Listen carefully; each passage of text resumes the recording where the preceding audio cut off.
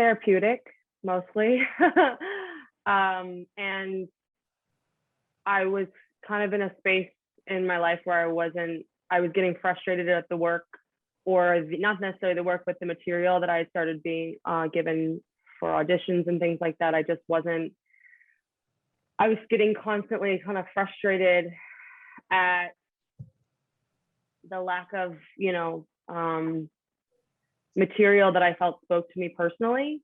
And instead of, kind of like getting angry at it, I guess I was kind of like, well, then use your voice, write your own and see kind of how that feels. And then I was kind of struggling with my own sexual identity, and my therapist, yay therapy, actually recommended that I write some stuff down, whether it be in a poem, a journal, or an artistic format. And I was like, let's try a play, because I know I like dialogue a lot, and that's kind of always how I've really like been able to express, obviously through performing and stuff. So that's just kind of how it started. Was the inspiration for that, to kind of work through my own process, I suppose. And then it kind of just fell out, as they say. I wrote from my personal experience. I wrote from personal experiences of people that I know. I tried to write as honest and as raw and as truthful as I could, because that's the only way like I knew how to heal. What I love about my piece is the discovery. So for me, this the period of time that the play covers was a time of significant discovery in my life. And I think of myself as being somebody who knows myself pretty well, and has always been pretty in touch with everything going on inside of me. And so it was kind of surprising for me to discover everything that I discovered in the journey. But it also has been very empowering. And I'm looking forward to sharing that with other people. Oh, well, I guess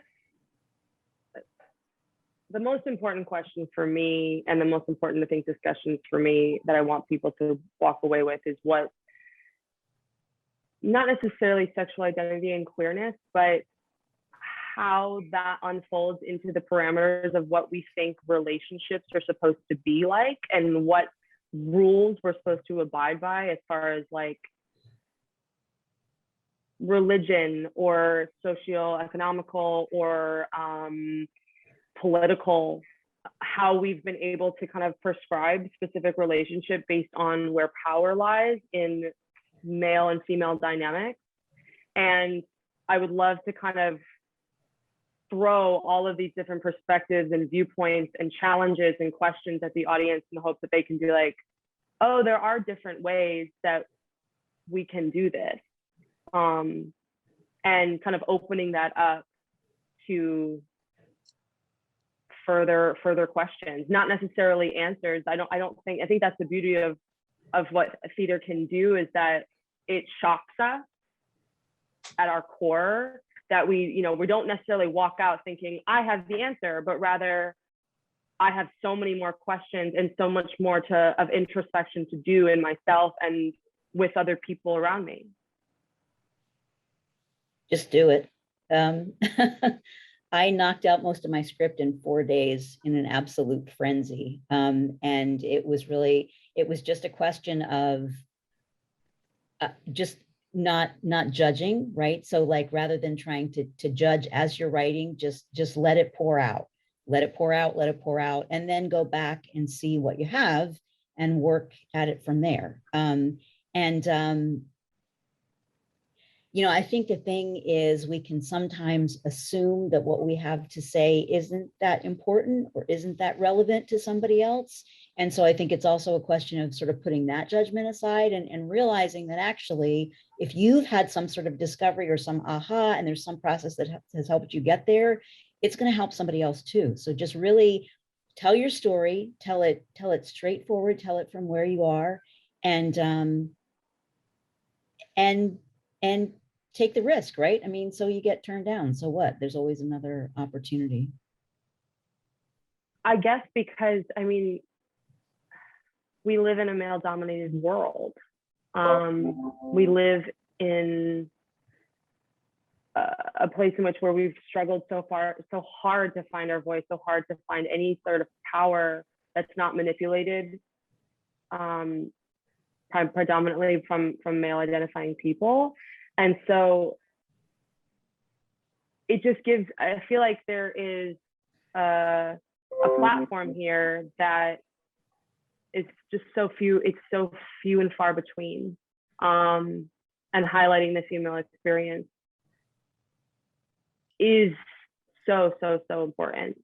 I almost want an all male audience, you know what I mean? Because I feel like reaching out to more women, everyone's gonna say, yeah, absolutely, of course. I see you. But what I would really want is to target, like, you know, a hefty group of male audience members, just so that they can kind of see, like, oh yeah, I had never thought about it that way before. That is an opportunity for a female, you know, all female festival to really enact some change, as Janice said earlier. Katy, I would echo everything that you said. And also, you know, I think the reality is that this pandemic that we're in has even shown the spotlight more on the fact that there is inequity in our society, that women continue to carry really the burden of emotional well-being in their families, in their workplaces, in the world. There's absolutely an imbalance of power. And, you know, and I think women are so used to being expected to be the people that prop everybody else up, that there's very little room then for them to do what they need to do for themselves. And so I feel like having a space where women's stories can be told gives women the opportunity to see themselves and give themselves permission, you know, and that's one of the things that I'm really hoping that people will come away from my story with is permission to do what they need to do for themselves. You know, and frankly, everybody else's opinion be damned, because at the end of the day, we have to take care of ourselves.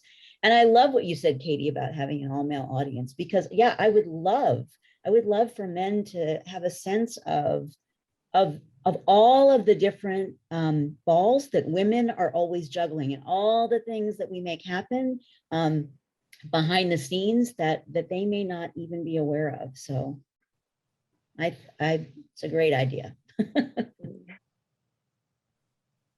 See it. I know that every piece is going to be powerful. Power Stories really prides themselves in not only doing good work, but work that does good. And so, yeah, this will be one not to miss. I just think, I mean, as we go on with anything, I think,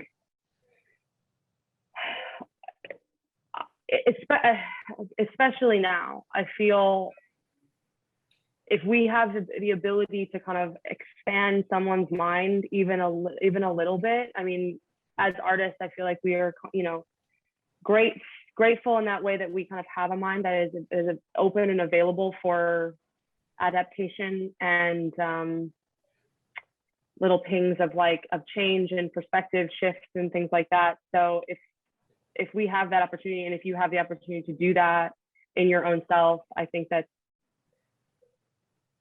crucial and critical in a time where, like, the world kind of feels a little unhinged, and there's so many different perspectives, and everyone thinks that they are a genius at everything and everyone's got an opinion. I think that, you know, coming together and seeing a bunch of stories where, you know, maybe someone may have felt silenced in the past, can be really powerful.